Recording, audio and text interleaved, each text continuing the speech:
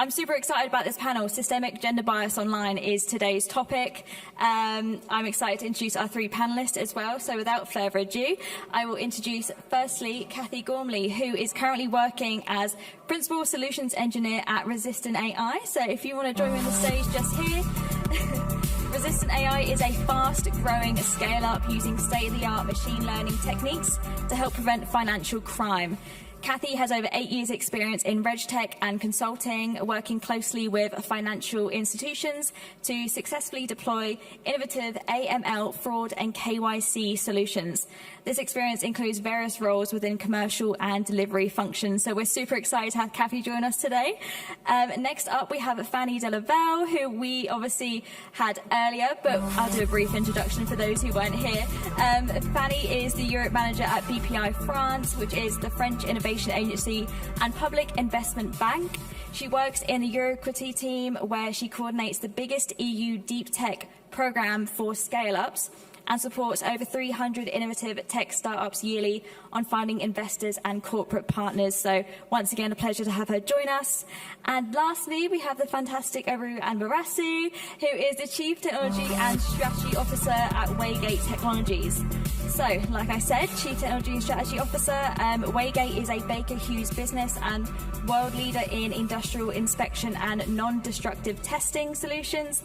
Aru and her team drive the strategy, technology and business models on inspection solutions.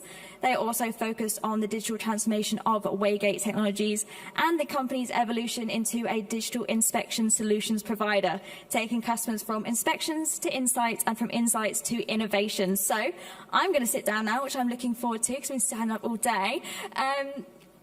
Let's just kick off this panel. Oh, I'm sitting on my phone.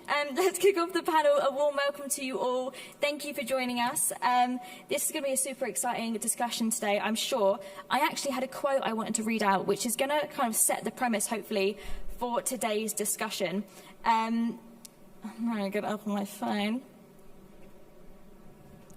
So, for those who don't know, this is a quote that I just found online that is going to kind of just be the basis, the premise of what we're talking about today. So the gender bias that we see online is a reflection of the gender bias in the society more broadly that materially privileges men and harms women. So just for those who don't know and wanted some more context on the discussion. So firstly, this is going to go to Fanny. What is online gender bias and why is it so important that we address it? Thank you for that question, and thank you all for being here. It's great to be back on this stage. So imagine a world where only 1 in 3 person is a woman. That world is the internet. It wouldn't be a pretty world to live in, although it would facilitate dating for women. I don't think any of us would want that. So why would we want it online? So online gender bias is both a quantitative underrepresentation of women on the internet, as well as a different qualitative portrayal of women online. So in terms of the quantitative examples, I think a lot of you are familiar already with the underrepresentation of women on Wikipedia, for instance, where only 20% of biographies are of women. It also appears in non-biographical pages of Wikipedia. So for instance, if you look at the fashion page on Wikipedia, there are more mentions of men than women. It's the same in news articles. In English online news articles across the world, only about 25% of the mentions are of women. And that's not only because there's more men in power or in power positions, it's also because the experts, the sources that journalists interview tend to be more women. So even when during in the US, there was a whole media row on campus rape. Only 30% of the sources that were interviewed in those articles were women on campus rape, which is an issue that mainly affects women. It's the same on online academic articles where articles written by women are 5 times less likely to be cited than articles written by men. We can also see this qualitative underrepresentation of this different qualitative representation of women online, which affects our perception of women. For instance, if you look up schoolgirl on Google Images, you're going to get a very different picture of the schoolgirl you might imagine going to school. Whereas if you look at school boy, it's going to be a much more equal representation. And women online are typically mentioned around terms like family or empathy or emotions, where men are more likely to be associated with power or business. This is important because we spend so much time on the internet. It really affects our perception of the world. So we, as people, our biases don't only affect the internet also affects us. So the more online biases there are, the more biased we are also going to be. And one key example of that I really find interesting is an experiment that the New York Times did a few years ago, where they asked people, their readership, mostly left-wing liberal people, to draw a leader. 98% of them drew a white man. And they asked the same questions to 4-year-old children. They drew someone who looked like themselves. So clearly there's something that happens when people start to get online and get into the world that biases their judgment. And this is what online biases is, and this is why we're here today to speak about how we should reduce it. Fantastic. And I also just want to say, this is obviously an open discussion. Anyone here who wants to get involved, you can scan the QR code on the back of your badge, type in some questions, or pop your hand up, shout out. This hopefully is going to be a really exciting interactive session. So, Fanny, I'm actually going to come back to you because you were just on a roll. What steps can be taken to combat unconscious biases online? Yeah, great question. So for me, there's two main ways. The first one is, of course, going straight into the creators of online content, which are overwhelmingly male at the moment. For instance, the Wikipedia editors are overwhelmingly white male, and they're more likely to write about people that look like them. So there's been projects that try to increase the presence of Wikipedia editors that are female. Same thing for journalists, blog editors, coders, initiatives like Girls Who Code are doing a fantastic job on that matter. There's also, for me, the second part of it is increasing people's awareness of this online biases, because very few people are actually aware that the content they're reading on a day-to-day basis online is affecting their unconscious biases and their everyday behavior. And so a few years ago, I created an initiative called Make It She, which enables any user to see the percentage of female versus male mentions on any page, and you will be very surprised about the results that you get. I've checked it almost every day for the last 2 years. So far, I haven't seen a day when on the first page of the New York Times or the BBC or any of the major articles, there was less than 70% mention of men compared to 30% of women. It just never happens. Even on the fashion pages of those magazines or pages that you'd think would be more female-oriented, it's still a large prevalence of men. So increasing this awareness, for me, is the first step. And then we're building a tool through Make It She for journalists to also, and blog writers like yourself, to also, while they write their content, have a better online gender distribution in the content that they write. So I encourage you to download Make It She today when you get back home. Fantastic. And did anyone else want to tackle that question? What can we do to combat unconscious biases online?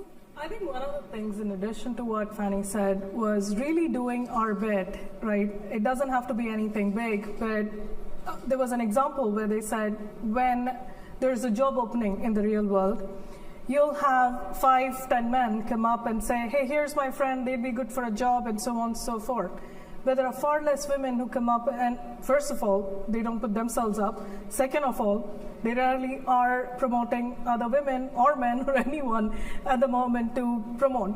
So I think simple things like when you have an opportunity, for example, if somebody from Bisclick came and asked me, hey, is there a leader I can interview? Taking the opportunity and saying, hey, here's a friend, and she's a senior leader, I know Kathy, or, you should go interview her. So just doing little things, even if I just promote 3 people, and each one of us do that, it's going to be more. So I think there's a subconscious bias even in the real world with how men and women are different, and they have different standards, and it impacts things. But also, the same thing applies online. So I'd say, even if we can do the littlest things, like 1 or 2 things to just promote, call out, and so on and so forth, I think that makes a huge difference. And I think more like more of the folks here. Next time somebody asks you for a recommendation, recommend a woman. Definitely. And Kathy, did you want to add? Yeah, I completely agree with the points made, and I think what you say in terms of, you know, promoting your network and creating a strong network around you and being able to say, yeah, I know a lady, I know a woman, and creating what I call with my friendship group a little bit of a hype circle or something, you know, whether it's, you know, online, expressing your views online, attending events, it's like, you know, supporting each other, getting people involved as far as possible. So yeah, absolutely agree. Just the small things can have a huge impact. Definitely. And hopefully, like, coming to events like this and being able to network with like-minded, passionate women and individuals is obviously going to help on that as well. So, Kathy, I wanted to come to you based on your kind of background in AI and the kind of the speed that is growing now as a technology.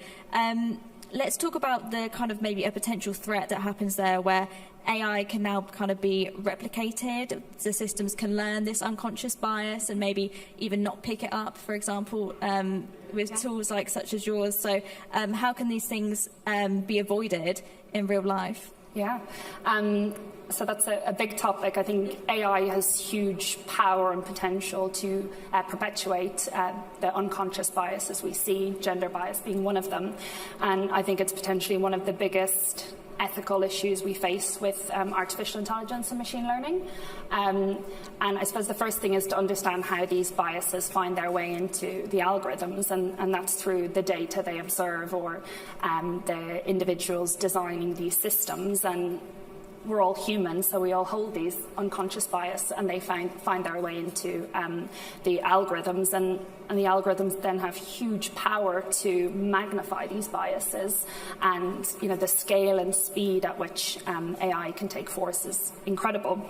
So yeah, I think it's a huge challenge, and I think the first thing is awareness, as Fanny mentioned earlier on, being aware of the biases we hold. And I think that's one of the big powers that AI gives us. It shows us, as you said in your opening quote, it's like a reflection of society. We can see very clearly from the data the biases that we hold as individuals, and that's the first step, that awareness. But we all have a role to play in taking action based on that. I think it's going to be perhaps a little bit easier to correct the biases in the data as it is within the humans who generate that data. That's a long road, right? Thinking about the 4-year-old to, you know, other individuals and their choices.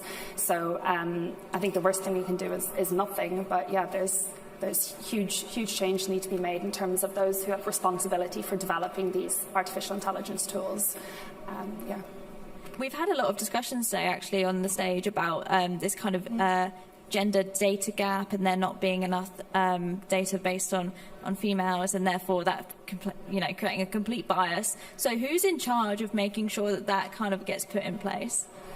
It's a really good question, because I think there's a huge amount of discussion around the governance of artificial intelligence, those who design the systems, and I think at the moment there's, I don't think, one true view as to whose responsibility it is, but I think each of us play a role, but it really is the individuals who design and develop these technologies. They play a huge role in whatever sphere that may be in, and I think, you know, we've seen in other areas, like in car safety is one example of where the data created is hugely biased towards men. So, you know, that risks, you see the stats and the figures in terms of, you know, the dummies created in ways, you know, in male physiques that have huge impacts on women and their safety. So I think that's a really tangible example of when the data or the inputs are representative of males, the impact it has. And I think that's the same with our systems and development. So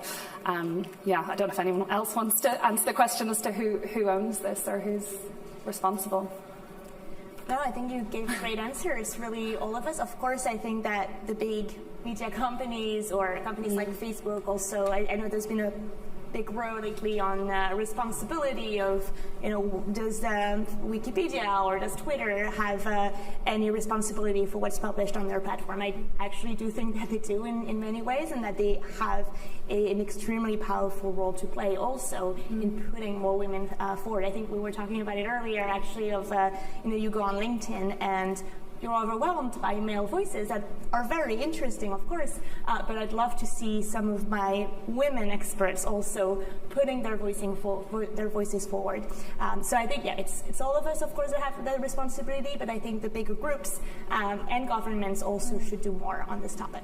Yeah, I think this is interesting. The kind of direction of this conversation is looking at these kind of the social media, the internet, these kind of digital spaces. So, Ariel, I was wondering if you kind of talk to us a little bit about what can be done to increase positive representation of women online and kind of to kind of see through these biases.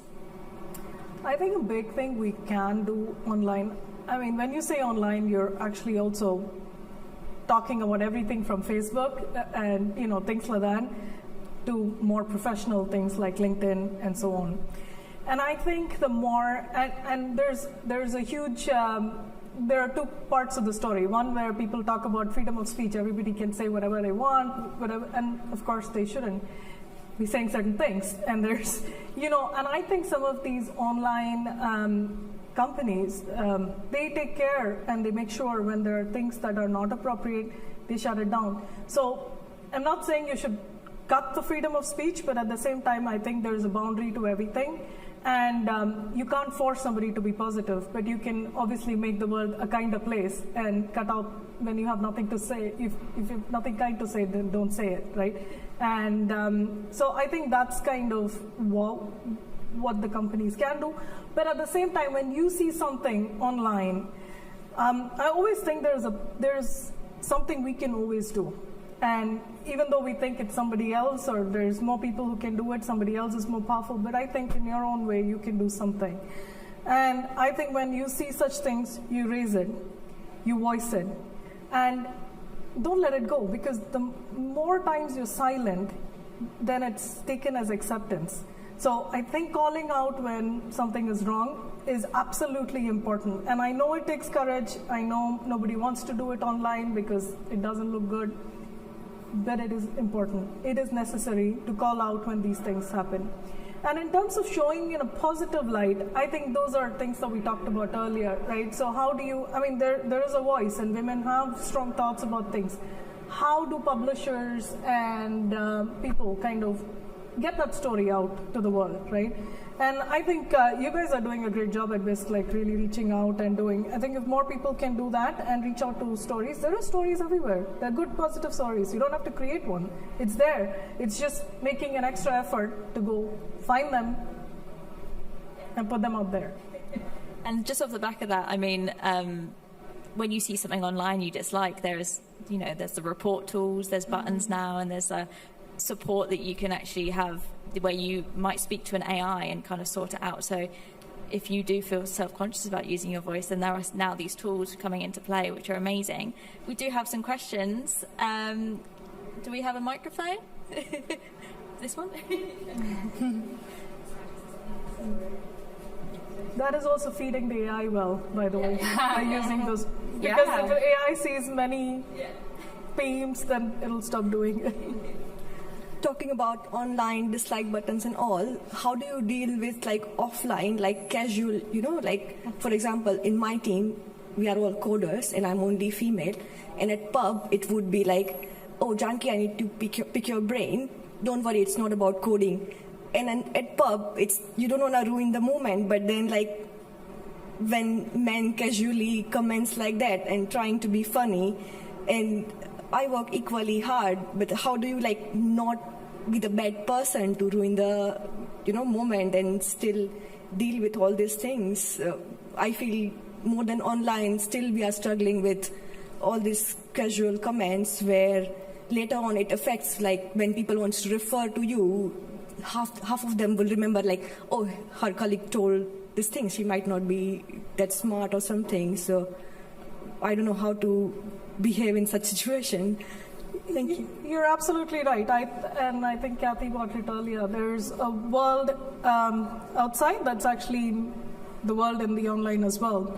And again, to all these things, I think it's really voicing the opinion and saying when something is wrong, you call it out and say, you don't have to be aggressive. You don't have to yell at them, but you can always say, hey, I didn't appreciate that. I think I can have a conversation on coding. I can have a conversation on any other advice you need. Happy to help you. But and that will show, and I think the first time is uncomfortable, very uncomfortable. I know there are times when you feel like you're cringing inside when you say that. But the second time and third time, people know. Then they know where your boundaries are. It's like kids, for example, they keep trying to push your boundaries. Like my daughter, all the time, she tries to find boundaries and she's pushing. But there's a point you basically tell them, there's safety, there's health, those are things you cannot push. But we all humans are like that. We all want to push our boundaries, and they're pushing their boundaries with their subconscious bias. I think you need to also say, like I tell my daughter, that's a safety concern. It's a boundary you cannot cross. So you say that first time, she doesn't like it, second time, but then it becomes normal. But I think again, the point is, each one of us can do this. And the more of us do this, it's going to multiply. It's exponential. And I think that's the stop feeling cringy and, address it. Maybe you guys. Sorry? No, go ahead. Yeah. I think just to add to that, I think, of course, you can, if you don't feel comfortable in voicing your opinion, I think that's where women play a role, or even men, in, calling it as you see it. It's, calling out behaviours that may be biased or inappropriate. It's not just on the female to address the issue. It's everyone to call it as you see it, right? Whether that's in a work environment or otherwise. And I saw a really interesting example that went viral on, I think it was on Twitter, and it was a physicist, an individual who was taking part in a working group, primarily dominated by men, and there was one woman taking notes, and he called it and he said, I'm actually uncomfortable with the only female in this room, being assigned to note taking. Can we rotate it? And that, that's one small step in which everyone can play in calling what you see, where you see these biases, whether many of them unconscious. People aren't aware of that, but I think each time we name it or we call it out, it's exactly as Annie said, really supporting. I fully agree, because I think a lot of the time people aren't even aware of how outrageous they're being. I do honestly myself still find it hard when it's with people colleagues you see every day. I'm usually so taken aback when this kind of comments happens that I'll think of a reply maybe 5 minutes later.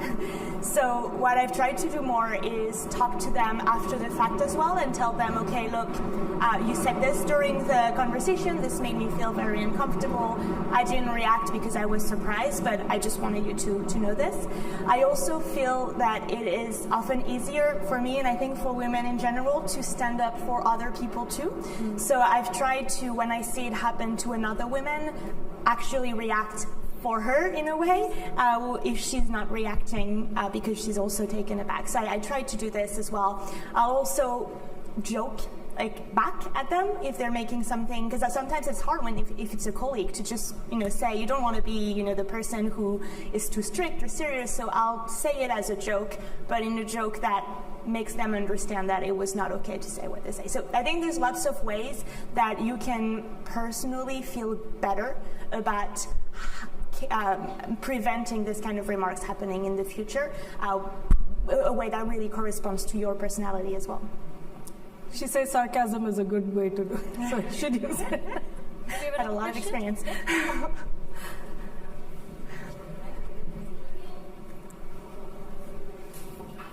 Thank you very much. Please forgive me, but I'm going to ask an uncomfortable question. But it's because I believe in the solution, what we're trying to do. My skepticism is driven towards the role information has in solving the bias problem, because I think it raises more dilemmas than solutions, and I'll explain what I mean. For example, you gave two cases about the difference between representation and reality. The first case is not enough women are being quoted in academic journals. I know that I have an academic background. The reason was there just aren't enough academic philosophers, which is my field, right? So the driver of bias is reality, and that's represented in information. The other example about sexual assaults. So I was in pastoral care in university.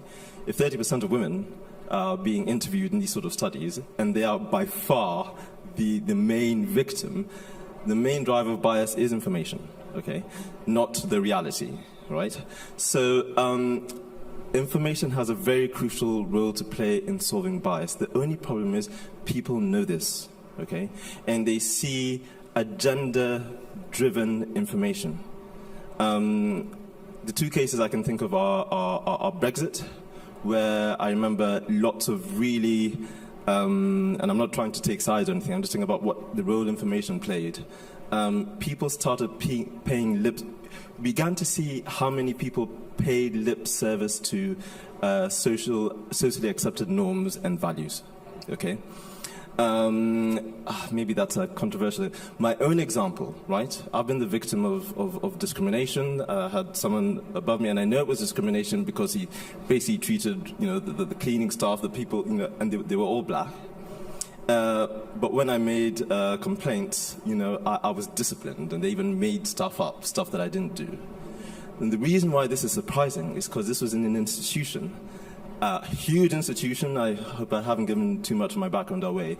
That is one of the biggest drivers of diversity and inclusion. They always have, and their posters and whatever, and the people I signed up to, they're all for it. We have seminars on it. It's part of the induction. It's part of X, Y, and Z. And this person who did this has now climbed the ladder, and is part of driving the diversity agenda. But this person has genuine racist views, right? So the question is, at what point does information, if we try to solve bias through information, changing our algorithms, changing our AI and stuff, does it really go deep enough? Does it change human reality? I would want it to, so I'm on your side. Sorry, that's an uncomfortable question. No, first of all, I want to thank you and all the men in this room, my brother being one here as well. It is very warming to know women are seeing these problems, and so we are here to learn and understand. But I'm very glad you're here to also learn and understand how you can make the change. We cannot solve world peace, meaning we cannot get everybody to change their mind overnight. But as we can get 4, 5, 6, sorry if I'm counting, we can get 6 people in this room, and the next time we get 8 people in this room, and then 10 people in this room, it's going to get better.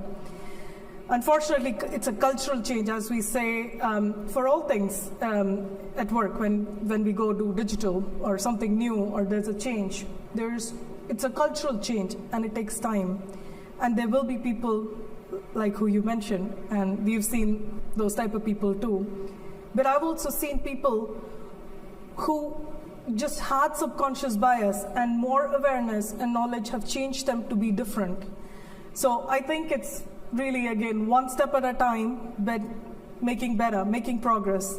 And the more we continue to make progress, I do believe there is a world in the future where it'll be less than 1% of the people who are going to be that way. But it's a sad reality, I agree with you. Today, there are people like that. But there are also people who are like you, who are here. So I think we have both of those in any world. Yeah, that helps. It's a good question, and it's very true. I actually do think that not everyone knows, and that there's, when I created Make It She with the percentage information on male to female mentions on different pages, and my friends started using it, it blew their minds. They had no idea that the content they were reading every day was so biased. And that first step towards awareness really helped them to take that step back from the content they were reading to make sure that it wasn't influencing also their self-confidence. So I do think that not everyone actually has that information, and a lot of the people that make these kinds of comments or don't necessarily realize, some of them do, a lot of them don't necessarily realize how bad their comments are being and how impactful they are. That being said, I do agree that awareness raising isn't enough and that we need to go further, and I think there's different steps that can be taken.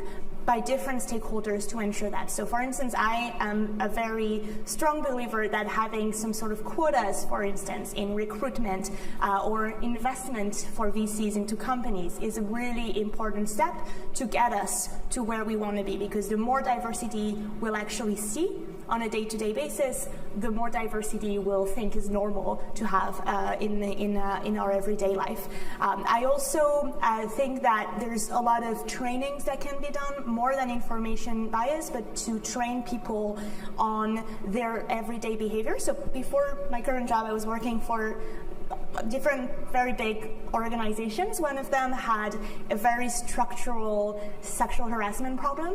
It was about 75% of the people in that organization that had either experienced sexual harassment or directly witnessed it. And that's an organization that is very much aimed towards social good. And that's a very public data, so I'm not revealing any secret here. And what they did is that they're starting to have a biased training, gender biased training and sexual harassment training for managers in that organization to tell them, okay, these are the tools that you can use to make sure that this doesn't happen in your team. So if you see it happening, this is what you can do. So giving people the actual awareness, but also the tools to make a difference is also key. And there's, I think, a lot of different ways that you can approach this. I agree, information and awareness isn't enough. We need to go further, but I don't think you can achieve this change in consciousness without providing also that kind of information.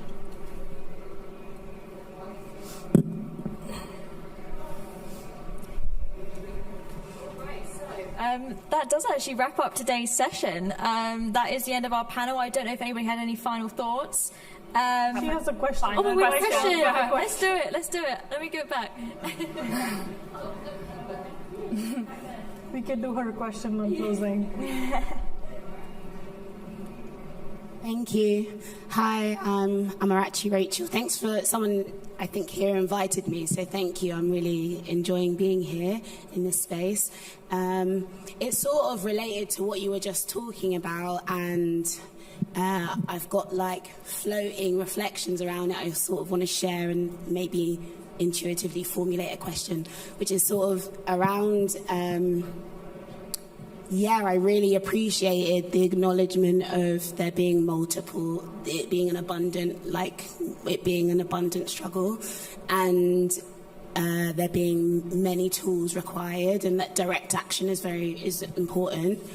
And I guess my question is around, so I'm in the arts health realm, and so I'm really interested in where creativity, science, technology interlap, and I speak really openly about the unseen. I'm also a very sacred being while being a scientist, so I talk about psychology and the soul, and like talking very directly and plainly about the disparity in like the feeling of the difference in womanhood, in femininity, in like the difference of experience between white women, black women, South Asian women, East Asian women in this industry, like the nuance of then the intersecting identities of those people who may have disabilities or those people who may be queer. And like, I think there is a, when I hear the vibe of women in this space, it feels like a monolith of an identity because we're trying to combat so like bang on the door of such a big like tower of a demon that is like, but there's so much difference of experience, and actually there's a huge amount of erasure of black women and black feminine beings in these spaces, especially in positions of authority. And I wonder how not interrogating the psychology that perpetuates that is actually also harming us, because we all bring different energies of light into these spaces, and being able to like see things differently. So I was like, a great direct action was I'm here, but I notice like I have to squint in the book for how many people look like me. I have to like squint in the space for how many people look like me, and like the awareness of it is something that I live with in general society. The difference in the amount of shit that different women experience, and I hear you talking about how important it is for there to therefore be space for us to support each other, and understanding why it can be difficult for us to speak for ourselves sometimes. There are different barriers for me as a black woman to be visible, and so there's actually, the huge articles we know about just how much antagonism and hatred, the different type, specifically around misogynoir, and that not being, I guess, us not going deeper and into more nuance and detail around the intersectionalities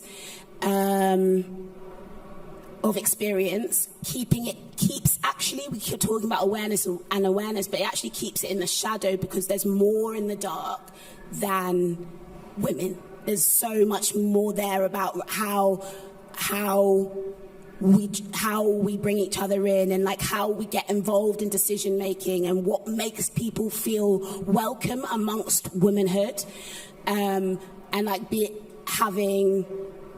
how can we bring I think it was inspired by this academic talking about this direct experience of sort of black racism, which is a very different experience in spaces, and anti-blackness, and then thinking how do we, in a very direct, practical way, give space to illuminate what we don't know is perpetuating this erasure in the shadow.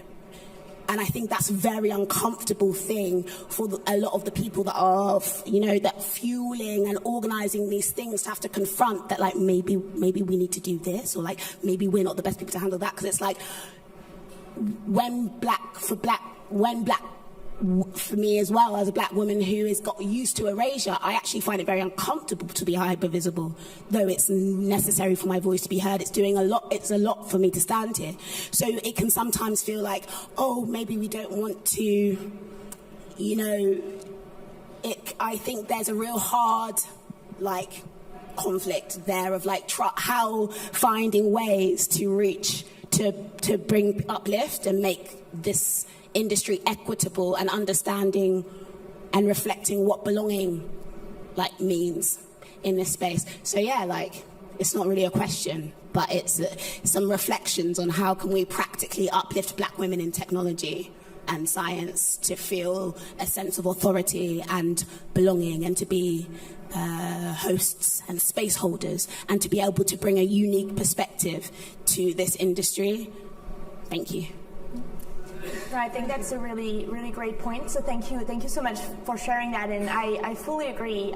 For me, women's empowerment, if what it means is pushing a monolithic view forward, we will have failed. And I actually like the French term of it better, because it can loosely translate into the autonomy of women, which for me is much more relevant to what we're trying to do, right? We're not trying to impose one speech, one common idea to women. We're really trying to support each other, as you were saying earlier, to have your own voice and to push that voice forward, whatever that voice and that message that you're trying to push forward is. So I fully agree with those points, and thank you for sharing that. I think it kind of raises the questions is everything we're doing, is it enough, kind of? So I think maybe today we can just wrap up, and hopefully today's session, today's stage has been a true reflection on women in STEM. It's raised some good questions, it's raised a good conversation. We hope it's been inspiring, as much as sometimes it feels like it's a little bit negative. I think we always want to be trying to shine the light on the people who are helping and raising their voices. So a huge thank you to you three joining me today. It's been such a great panel. Thank you so much. And I just want to say also I've really enjoyed myself today. It's been lovely to meet with all our speakers and to be the host of March 8, which is obviously our little baby. So a huge thank you to everyone joining in person and virtually. I think now we might be having a drinks reception, so I think we should all get together and continue this conversation. Appreciate all of you. Thank you so much.